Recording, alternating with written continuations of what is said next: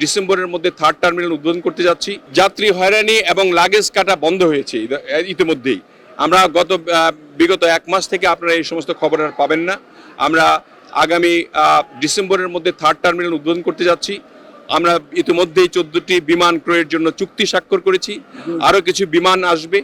আমরা মনে করি বাংলাদেশ বিমান একটা ইন্টারন্যাশনাল যে বিমানের যে মর্যাদায় যেটা ছিল না সেটা উন্নীত হবে এবং আমাদের বিমান এভিয়েশন হাব হিসেবে আমরা বাংলাদেশকে গড়ে তুলতে চাই।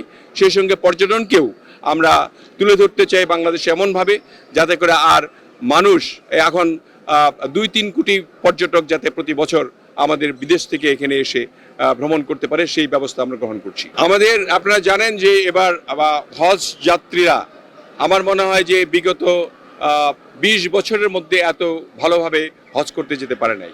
আমরা বিমান ভাড়া 12,000 টাকা এবার কমিয়েছি এবং আগামী দিনে আমরা আশা করছি যে আরও প্রায় 20-25 হাজার টাকা কমানো সম্ভব হবে প্রতিটি হাজির জন্য, যেহেতু হাজিগণ তারা তাদের সর্বস্ব দিয়ে তারা হজ করতে যান নিজেদেরকে পরিশুদ্ধ করার জন্য আল্লাহর দরবারে।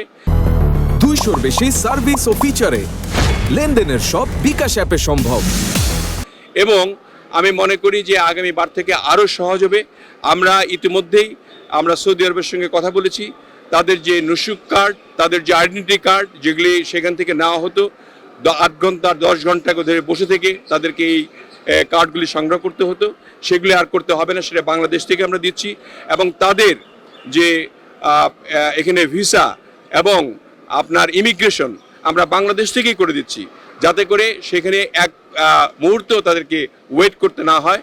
তারা বিমান থেকে নেমেই সরাসরি তাদের গন্তব্যস্থলে গিয়ে তাদের হজ কার্যক্রম সম্পন্ন করতে পারে, সেই ব্যবস্থা আমরা গ্রহণ করেছি।